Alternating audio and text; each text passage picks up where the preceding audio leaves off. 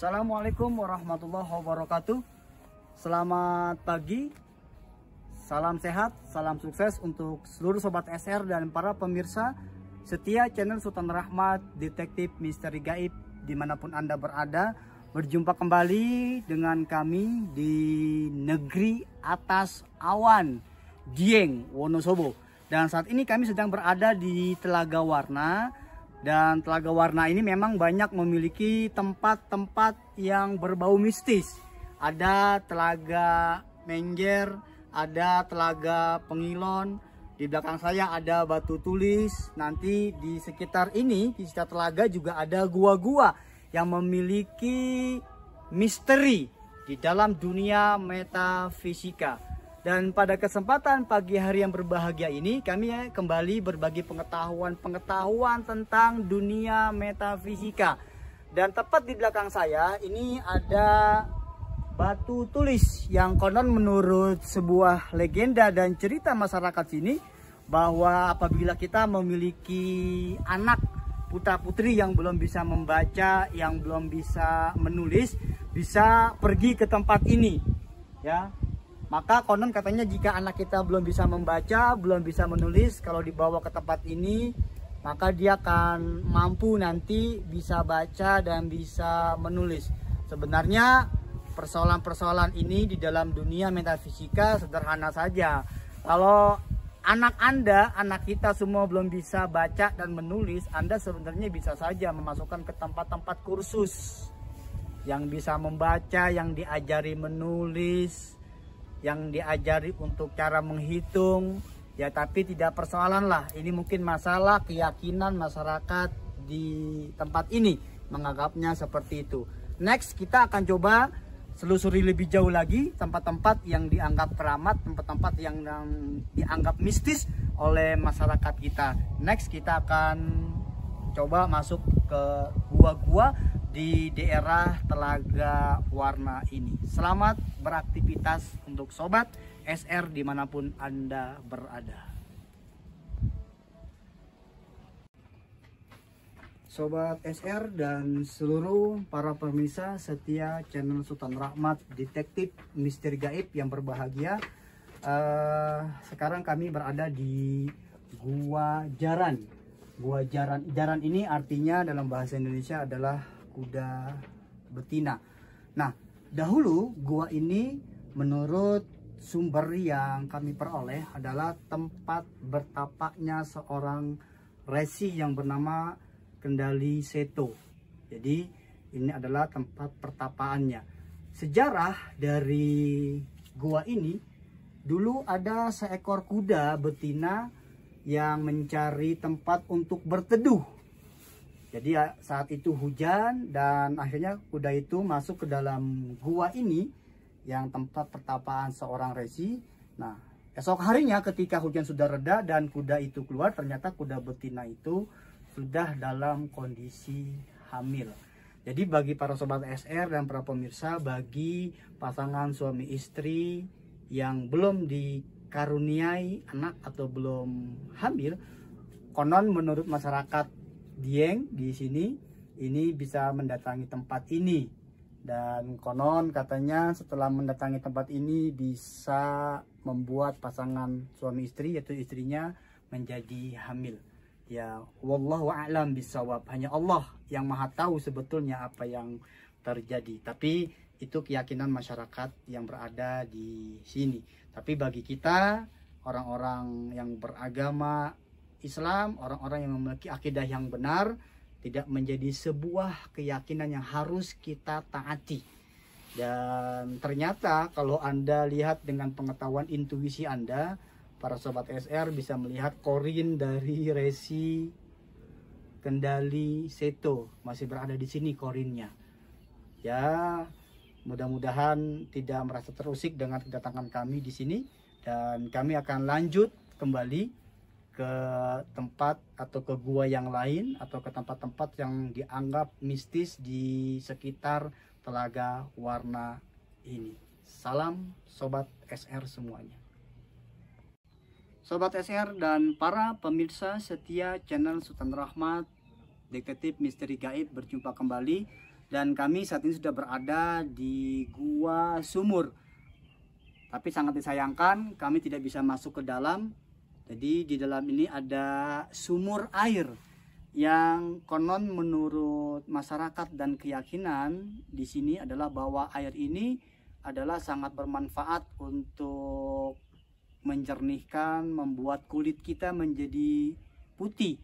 Bahkan bukan hanya sekedar menjadi putih, konon bahwa air yang berada di dalam gua sumur ini bisa mengobati berbagai macam penyakit kulit dan membuat kulit kita semakin fresh, semakin bersih, semakin baik dan semakin cantik bagi seorang wanita. Ini menurut keyakinan dan kepercayaan masyarakat yang ada di sini.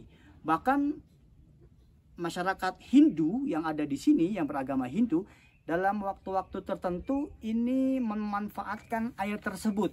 Jadi ada ritual tertentu yang kemudian air ini diambil dan dimanfaatkan oleh mereka. Mungkin para pemirsa dan para sobat SR bertanya, kenapa sih di sini terkait dengan berbau dengan agama Hindu Buddha? Karena memang pada awalnya di sini adalah pusat peribadatan agama Hindu Buddha.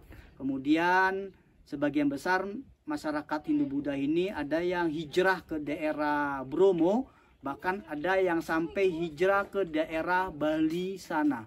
Sehingga daerah Bali dan di daerah Bromo lebih banyak agama Hindu yang pada awalnya memang tersebar atau terpusat di daerah Dieng ini. Next, kita akan coba lakukan eksplor lagi ke tempat-tempat yang dianggap memiliki aura mistis dan keramat oleh masyarakat sini. Terima kasih, salam Sobat SR untuk semuanya.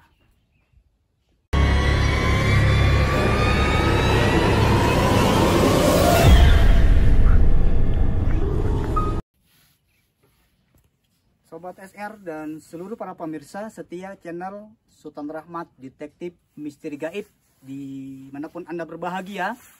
Dan kami saat ini sedang berada di salah satu gua daerah atau kawasan Telaga Warna. Dan saat ini kami berada di Gua Pengantin yang konon menurut keyakinan masyarakat yang ada di sini, Gua Pengantin ini adalah bisa digunakan untuk mereka para muda-mudi yang belum mendapatkan jodohnya, yang belum mendapatkan pasangan hidupnya, bisa datang ke tempat ini. Nah, setelah pulang nanti mereka akan mendapatkan pasangan atau jodohnya masing-masing. Ini menurut keyakinan, menurut kepercayaan masyarakat yang ada di daerah ini. Tapi bagi kita semua, para sobat SR dan para pemirsa, ini adalah satu bentuk-bentuk keyakinan, akidah yang akan bisa merugikan kepercayaan kita bagi orang-orang Islam. Karena akan sangat bertentangan dengan agama kita. Tapi bagi para sobat SR yang ingin mengetahui atau merasakan aura-aura mistis di tempat ini, kami undang Anda untuk datang ke tempat ini. Dan di belakang kami tepat ini ada sosok yang barangkali Anda memiliki satu pengetahuan intuisi, satu pengetahuan batin yang mampu melihat sosok-sosok yang tidak tampak oleh mata kita. Ya, Anda bisa lihat sendiri ya, sosok siapa yang berada di dalam gua ini. Silakan Anda lihat, silakan Anda merasakan sendiri siapa yang menjaga tempat ini. Terima kasih. Salam sehat, salam Sobat SR. Assalamualaikum warahmatullahi wabarakatuh. Sobat SR dan seluruh para pemirsa setia channel Sultan Rahmat Detektif Misteri Gaib yang berbahagia. Pada kesempatan yang berbahagia ini kami akan coba membahas materi tentang Telaga Warna.